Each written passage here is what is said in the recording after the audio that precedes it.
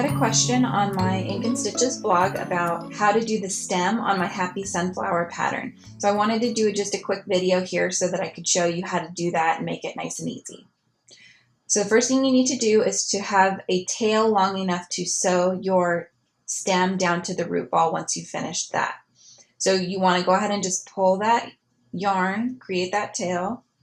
Once you've done that, you're going to make a slip knot on your hook. To make a slip knot, you want to go ahead and make your hand like this. Go ahead and wrap the tail back behind the fingers once. And as you're coming through the second time, you want to go ahead and just take this tail, go ahead and put it through that circle you've got on your fingers, creating this loop here. Now you want to take your fingers out and pull that loop tight. You can see it's created this knot on there, but you have this really long loop. So you want to pull your tail until your loop's gotten down to the size that you want it, which is just big enough for your hook to fit through. Okay, slip your hook through, tighten it the rest of the way. So now you've got a slip knot on your hook.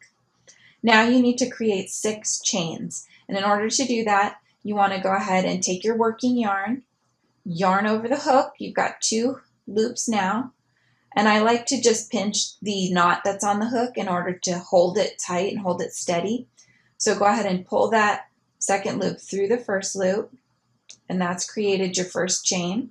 Yarn over again, pull it through that first loop, that's 2, yarn over, pull it through, 3, yarn over, pull it through, 4, yarn over, pull it through, 5, and yarn over, pull it through, and there's 6 chains.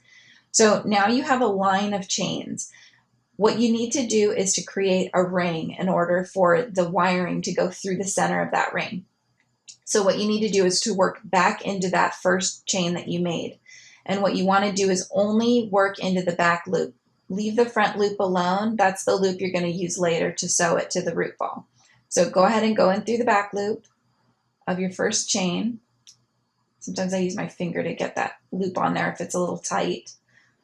Okay, you're going to yarn over from the back, pull it through, and then just keep pulling it through and pull it through that last loop on your hook.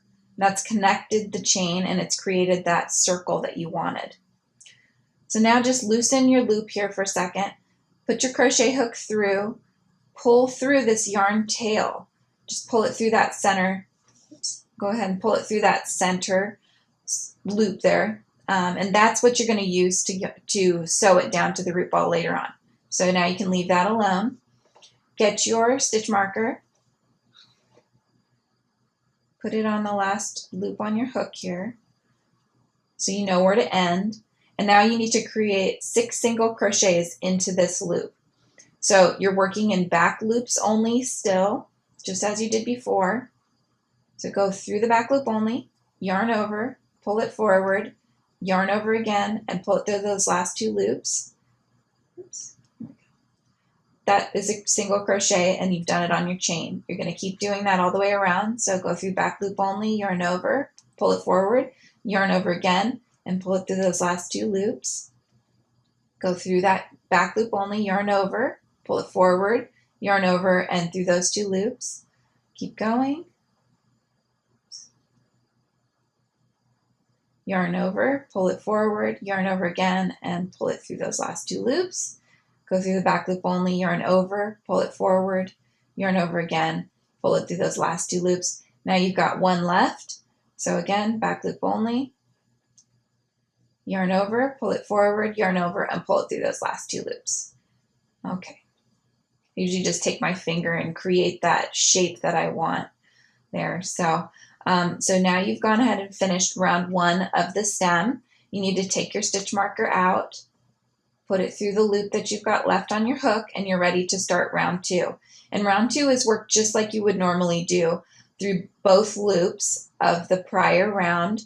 So you're going to work through both loops of the prior round, and you're just single crocheting around. You're going to be doing this for the rest of the stem until you've got the stem to the size that you need it or you want it to be. For mine, I have 17 rounds. So this is your second. So you need to go until you have 17 rounds this way. And it's just going to end up being a really long, skinny stem that you'll use to put your wiring through for your sunflower. So I hope this answered your question. And if you have any more questions, please feel free to leave them in the comments below. I always answer back. And that's it for today. Thanks, guys.